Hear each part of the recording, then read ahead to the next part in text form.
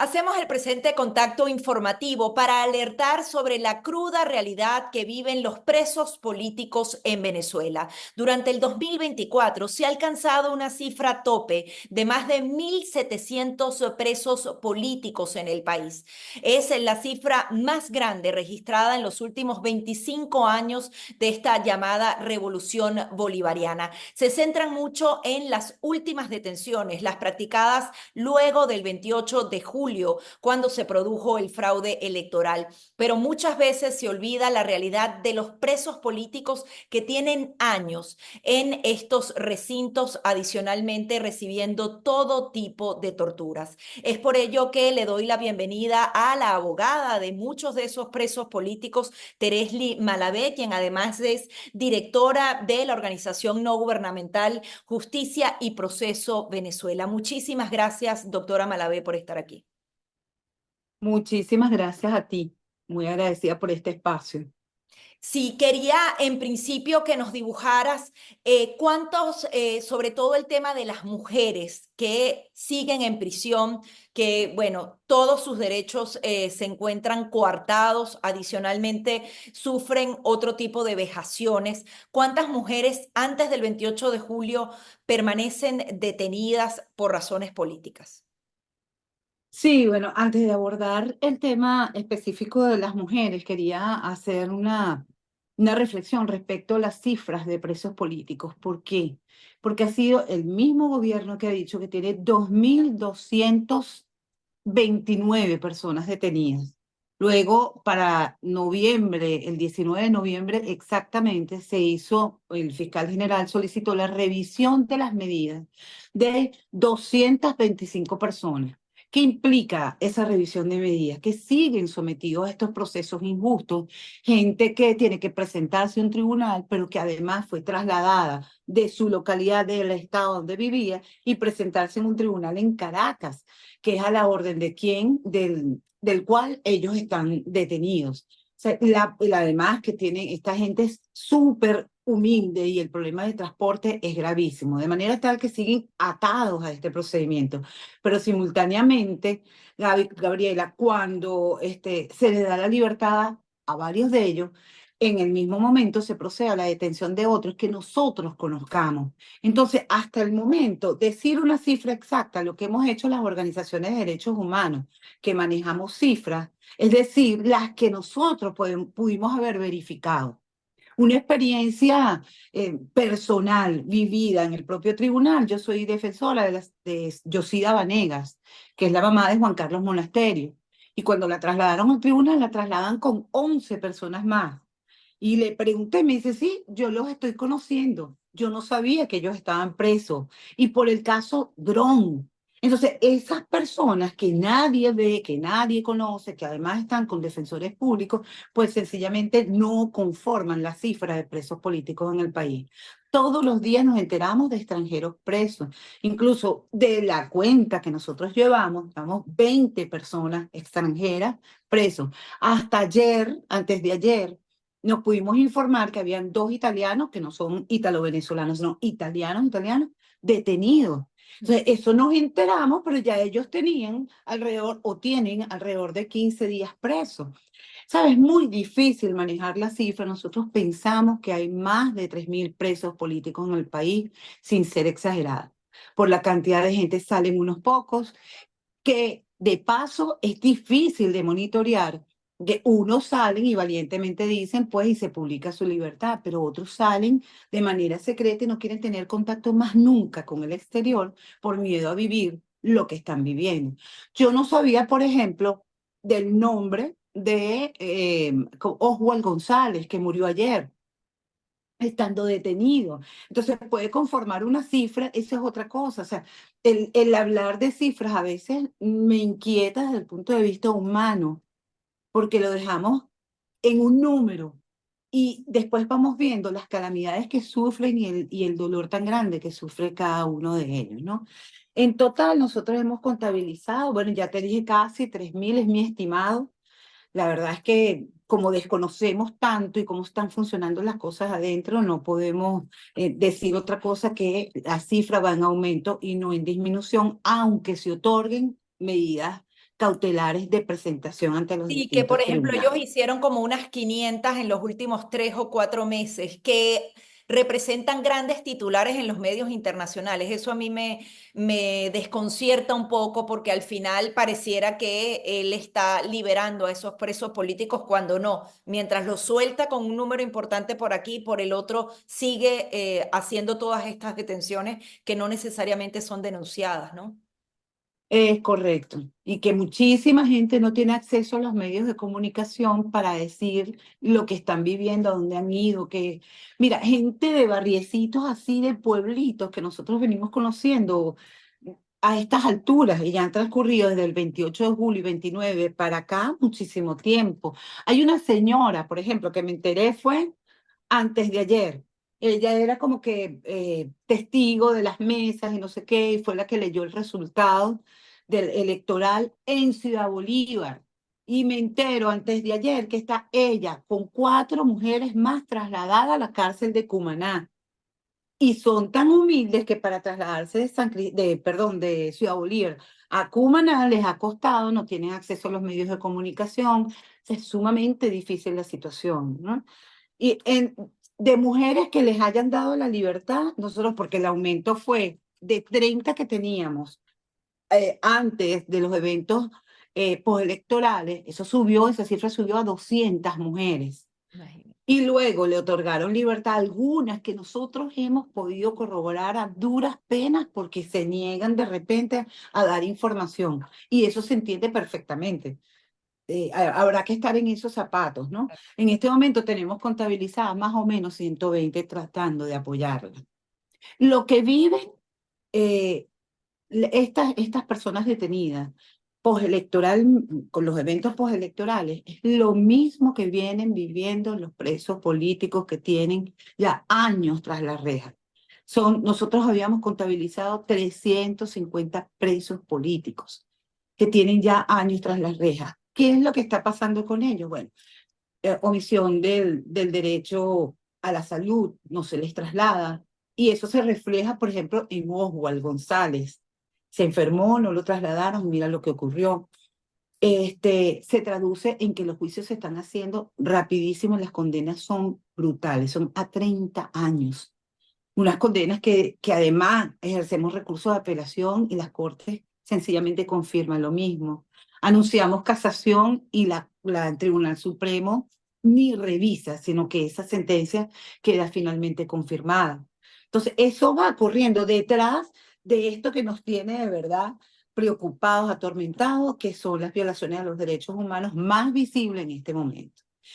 Volteas y entonces tienes el problema del rodeo uno. En el rodeo uno hay cualquier cantidad de presos políticos, también hay presos comunes que cometieron delitos comunes, más que todo relacionados con criptomonedas, este tipo de detenciones que se produjeron a través del gobierno, que las vimos por la televisión con esta gente uniformada de anaranjado. Esos y los militares están presos en Rodeo 2. Ahí está un muchachito que es Wilder Vázquez con la condena cumplida. Wilder tiene 27 años de edad y lo mandaron a esa cárcel. Tiene ya un año, el 11 de octubre del año pasado cumplió la condena, ya tiene un año y unos meses de haberla cumplido y no hay forma ni manera que a ese niño se le dé la libertad, aun cuando cumplió una condena que además injusta. Pero ya vamos a dejar eso atrás, cumplió una condena, él debería estar en libertad.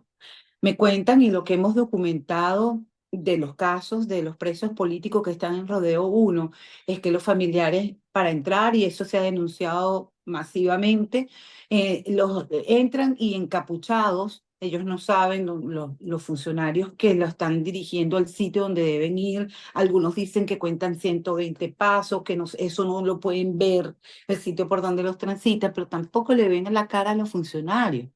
Los funcionarios todos están encapuchados. Entonces, esto es algo absolutamente irregular.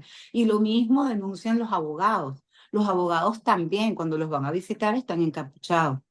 Más, se les ve ¿Por qué crees que visiblemente. ocurre esto? Porque ese centro está tomado por otros funcionarios que no necesariamente son los que deberían estar allí. Es como raro, ¿no? Es muy extraño. Yo sí creo que debe estar funcionarios militares de custodia allí. Ellos dicen que son funcionarios de la DGCIN. Yo realmente no me atrevo a asegurar porque justamente no le ves la cara, no firman. Por ejemplo, cuando uno va a hacer la designación de defensor, ellos como autoridad deben certificar que ciertamente ese detenido está allí. Eso se impuso, eso no está en la ley, pero se ha impuesto así, así lo hemos hecho. Y resulta que no lo firman porque no pueden ser identificados. Entonces, ¿por qué? Si es el sistema penitenciario, no se puede identificar si ese es uno de los requisitos que deben cumplirse en una cárcel. Su emblemita con ¿cómo se llama? Sí, Eso, ¿cuál con es su el tiempo? nombre. Sí, sí, con su identificación y que tú sepas el funcionario que te está tratando, con el que estás hablando.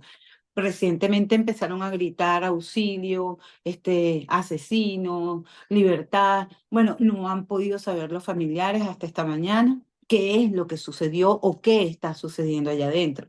Más nunca tuvieron contacto físico con ellos porque es a través de un vidrio, con las conversaciones vigiladas. Realmente lo que ellos cuentan es grotesco, es dantesco. Y Además, acudir, sí, está ajá. el tema de Tocuyito. 2 personas han fallecido en el último mes. Se suma un tercer caso.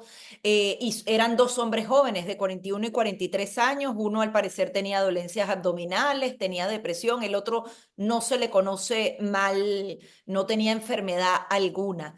¿Qué está pasando en estas cárceles que a manos del gobierno están falleciendo los presos políticos? Gaby, es que yo creo que no hay oportunidad ni siquiera de solicitarle un traslado. Los jueces, las audiencias para los casos postelectorales se están haciendo de manera masiva. Es decir, meten a un grupo de gente en una sala y el juez desde la pantalla de una computadora o de un televisor, donde sea, les impone de los hechos, no declaran. La defensa pública realmente para mí ha sostenido una conducta bastante cuestionable, no todos, pero en su mayoría. Y bueno, los fiscales imputan y el juez dice que sí, porque es algo como que ya tiene una dirección que seguir. Y entonces me imagino que están enfermos y si no tienen contacto con su defensa para que la defensa a su vez notifique al tribunal todo el trámite que se debe hacer para que se haga efectivo el derecho a la salud, se queda obviado. Pero también las leyes nuestras, el Código Orgánico Penitenciario y todo lo demás prevé que el director de la cárcel, que está conociendo de manera directa lo que está ocurriendo, si es una emergencia, pues lo traslada y notifica al tribunal. Nada se está cumpliendo. Absolutamente nada. Se suspendieron las garantías del debido proceso, se suspendió el derecho a la salud y ellos están muriendo realmente, que yo creo que se están contagiando de enfermedades allá adentro. No es normal que una persona con la contextura de Oswald, yo le digo Oswald, no me acuerdo bien el nombre del González, haya perdido en 4 meses 40 kilos que cuentan que los dolores y el dolor que tenía adentro, que no podía respirar, entonces eso no lo veía el director de la cárcel, que más bien, bueno, supuestamente molestaba por el dolor, porque insistía. Es un total abandono de los derechos humanos para todos los venezolanos, y aquí todos los venezolanos somos presos potenciales. Es muy triste, no hay tribunal al cual acudir, no hay fiscalía a la cual presentarse. Bueno, ayer sorpresivamente fuimos al CICPC con Andreina Baduel, la acompañé como abogada y fuimos tratados sorpresivamente con respeto. Los funcionarios muy parcos, pero muy profesionales. Uno no pide empatía ni amigos, ni hacer amigos, porque realmente uno no va allá a hacer amigos. Pero Ujú. nos asombró la buena atención. Mira de dónde venimos, ya estamos como contaminados, ¿no? Claro. De todo esto. Y nos asombró muchísimo más el motivo. Sí, ahora Andreina, ella tú, la llaman a declarar. Voy a hacer un poquitico antecedentes y tú puedes agregar más. Recordemos que su sí. padre fue ministro de Defensa en la época de Hugo Chávez y luego, bueno, vino una persecución política que prácticamente se convirtió en 2 décadas. Él falleció en octubre de 2021. Adicionalmente a su hijo, este año le acaban de dictar pena máxima 30 años de prisión. Ahora están llamando a su hija a declarar. ¿Por qué la llaman a declarar? ¿Están tratando de presionarla para que no siga denunciando el caso de su familia y en general de los presos políticos? Porque Andreina también se ha convertido en una de las defensoras de esos presos políticos. Sí, Gaby, debo destacar la valentía de Andreina. O sea, yo le dije, ¿tú quieres que yo vaya primero, hable como se hacía toda la vida? Hable porque está citada en calidad de testigo, en el expediente asignado con el número tal, es eso. ¿Quieres que hable con los funcionarios y le diga que tú vas a ir mañana, que no hay inconveniente? Me dijo, no, yo quiero ir ya, yo quiero ver qué es lo que está pasando, ¿no? Dentro de esta coyuntura política, a mí me pareció un gesto muy valiente de parte de ella. Y bueno, nada, finalmente entramos y desde que entramos fuimos tratados con muchísimo respeto, subimos, fuimos atendidos con muchísimo respeto. Uno obviamente va aprensivo frente a ello, porque Ujú. da temor, pero bueno, fue como formalizar una denuncia de de todas las violaciones de derechos humanos que ella ha vivido. Increíble. Ella volteaba y me Pero veía, entonces porque ella yo, la llaman como testigo para dejar cuenta de lo que ella ha venido denunciando finalmente, como para ser sí, escuchada, no testigo de un caso que se puede revertir en su contra. no, es que realmente fíjate ¿qué es lo que relaciona ella en su declaración? La muerte de su padre, porque ella dice que aplaude y recibe con beneplácito el hecho de que durante 17 años no ha sido escuchada todas sus denuncias y que en esta oportunidad la llamen y por lo menos le tomen esa declaración. Y ella refirió las violaciones de derechos humanos que le han hecho a ella, a sus hermanas y a su familia. Que básicamente uno dice, bueno, cuando es que salimos sorprendidas, honestamente, yo no sé y he tratado como de analizar, lo he consultado con mis amigas que tienen otras organizaciones de derechos humanos, ¿qué piensas tú? ¿Qué es esto, no? Se lo atribuyo un poco, no sé si es a la presencia de la oficina de la Corte Penal Internacional, que ellos vayan a empezar como a abrirse frente a eso. E incluso le pregunté a los funcionarios la posibilidad de llevar a la mamá de este muchachito que intentó suicidarse y todo lo demás para que y bueno, que ellos me notificaban. O sea, no sé, todavía estamos analizando, pero de lo que dijeron, si pretenden con eso incriminarla, bueno, va a ser con con el dicho de las violaciones de derechos humanos que le han hecho, de las capuchas que le pusieron cuando entró el rodeo uno, de la muerte de su padre que la contó completica, de lo que le hicieron a Josnar. Josnar debería estar operado, se le sale el hombro, tiene 4 fracturas producto de las torturas, o sea, ella contó absolutamente todo. Entonces nosotros, mira, todavía, como te repito, estamos analizando esa situación y si se abrió esa ventana, por lo menos que allí quede recogido por un funcionario del Cuerpo de Investigaciones Científicas Penales y Criminalísticas. Yo creo que si le dieran el permiso de investigar todo esto, llegan a determinarlo, porque el Cuerpo de Investigación por excelencia es el Cuerpo de Investigaciones Científicas Penales y Criminalísticas. Les decía yo a los funcionarios que me permitió como que portarme un poco confiada de la situación, que eran ellos. ¿Por qué? Porque bueno, yo tuve la oportunidad como fiscal del Ministerio Público de conocer muy bien sus actuaciones y son profesionales, investigadores y tú que eres venezolana sabes que los casos que salían aquí eran por criminalística apoteósico. Maravilloso, descubierto el autor y con qué, y tú veías aplicación de criminalística en los casos. Hoy en día no, hoy en día las experticias de los teléfonos, por ejemplo, se hacen visuales. Para nosotros eso es un horror. Claro. Pero cuando tratas tú de destacar una experticia visual de un teléfono que lo hace un funcionario absolutamente interesado en incriminar a las personas que detiene, tú dices, Dios mío, ¿qué es esto? ¿Dónde estamos? ¿No? Y que eso los jueces y los fiscales lo vean con naturalidad. Entonces, bueno, lo vimos bien. Ojalá y Dios quiera sea una puertica que se está abriendo para que nosotros podamos definitivamente investigar tantas violaciones a los derechos humanos que se hacen en este país. También quería tu actualización. Tú también representas a Rocío San Miguel, una de las figuras más emblemáticas en todo este tema de los presos políticos. ¿Qué ha sucedido con ella? Porque los casos se van quedando silenciados con el tiempo, ¿no? Sí, sí, ese es uno de los casos y quiero destacar las hermanas Alemán. Ujú.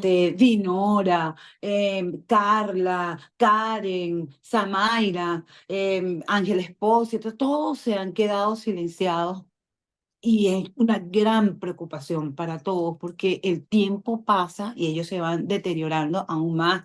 Yosía Vanegas, todas, son un cúmulo. En este momento tenemos, dijimos, 120 mujeres, pero de esas habían 30 que ninguna ha salido.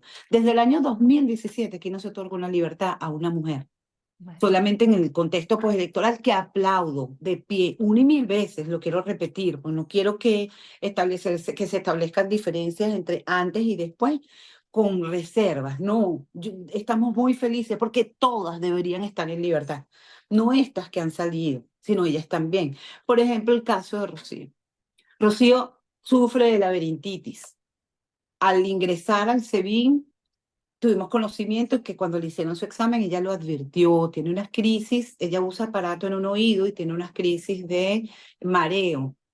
Y por eso, hace 4 meses atrás, se cayó, tuvo un golpe muy fuerte, ella le atribuía esto de su familia, la poca familia que entra, pues se lo atribuía a un dolor muscular y no es tal. Ellos mismos tuvieron que finalmente, imagínate una persona fracturada, soportando un dolor y que tú estés todos los días.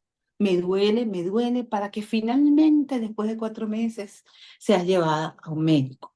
Por el amor a Dios. Qué crueldad tan grande. Y conocemos de Rocío, pero los que no sabemos, Claro. los 4 meses que tuvo este muchacho también padeciendo una enfermedad, o estos dos presos políticos padeciendo una enfermedad con dolencias, con angustia y viendo que te vas a morir allí. Pues el caso de Rocío es eso. Hasta el momento no hemos tenido conocimiento porque ella no tiene contacto con el exterior, solo con su hija. Entonces no hemos tenido conocimiento que haya pretensiones de operarla, pero ella debe ser sometida a una operación bien delicada y por eso nosotros acudimos a la defensora pública a pedirle que por favor vaya a visitarla. Ella, imagínate, Gaby, esto, ella tiene que pedir autorización para para pedir la medida humanitaria en el tribunal. Es decir, ella que es la defensora no la puede pedir si no la autorizan. Entonces Imagínate. nosotros lo estamos haciendo públicamente a través de los medios, no tenemos a dónde acudir. No Porque tenemos no una tiene una defensoría, defensa privada, ya no tiene acceso a eso. no han permitido la juramentación del doctor Juan Luis González, que es mi compañero, y yo que somos las defensas de Rosy. Eso no se ha permitido, pero ni en el caso de ella ni en el caso de ninguno.